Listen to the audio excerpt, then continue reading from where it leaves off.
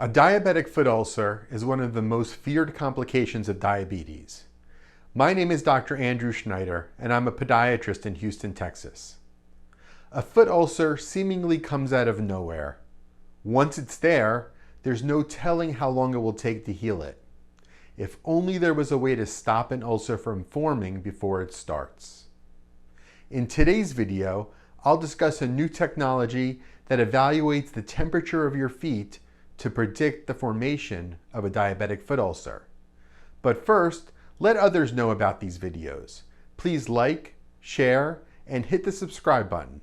This way you won't miss a new video.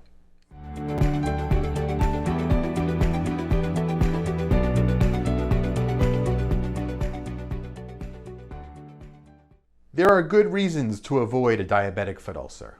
For one, the average time for a diabetic foot ulcer to heal is 113 days. That's average.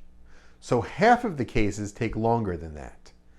I've worked with patients who have had ulcers for years before they healed. Economically speaking, there are plenty of reasons to prevent a diabetic foot ulcer. Diabetic limb complications cost the U.S. healthcare system almost $79 billion per year.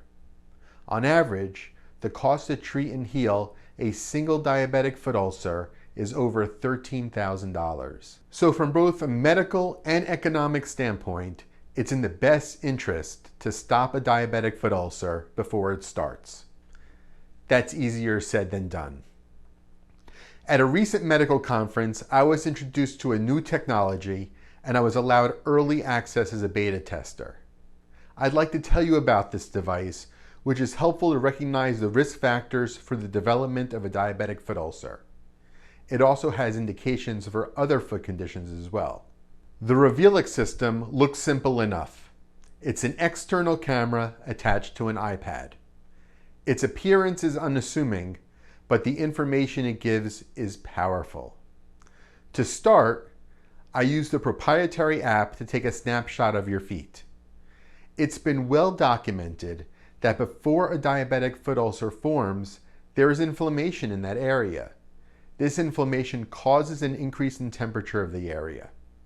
The Revealix system is able to pick up on that increase in temperature to alert me that a diabetic foot ulcer may be developing.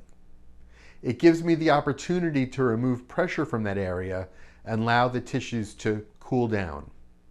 That reduces the chance that a diabetic foot ulcer will form. When I look at the map of the feet that Revealix provides, red is increased temperature and blue is decreased temperature, with various shades in between. I had the opportunity to scan a patient with diabetes who thankfully has no issues. In this patient's foot, there's no particular color differential. Compare that to a patient who I saw with a callus on the end of her toe. I scanned that patient and found the area to light up bright red. When I removed the callus, I did indeed find an ulcer lurking.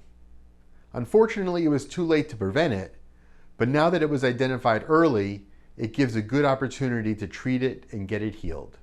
I also scanned a patient with a recently healed wound on the left foot. The right foot also had a diabetic foot ulcer, but it has been healed for over a year.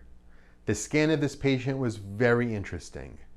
The wound that recently healed showed a significant temperature increase, which indicates inflammation.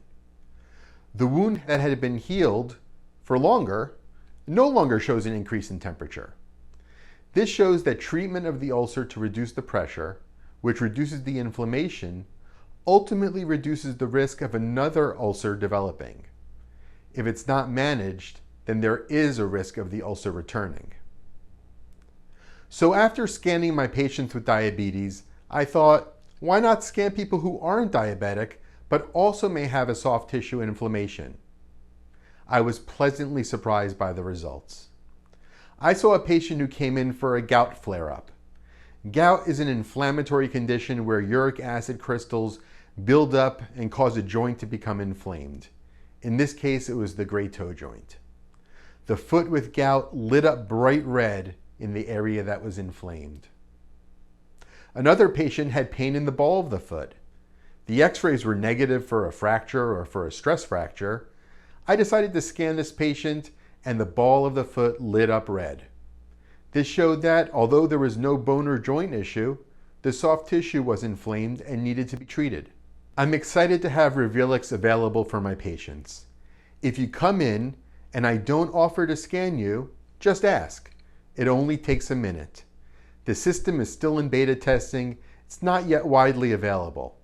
That will change in the near future, however. Thanks for taking the time to watch this video.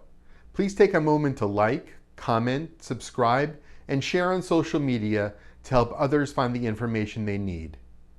If you or a loved one is at risk for developing a diabetic foot ulcer, don't wait to get it checked.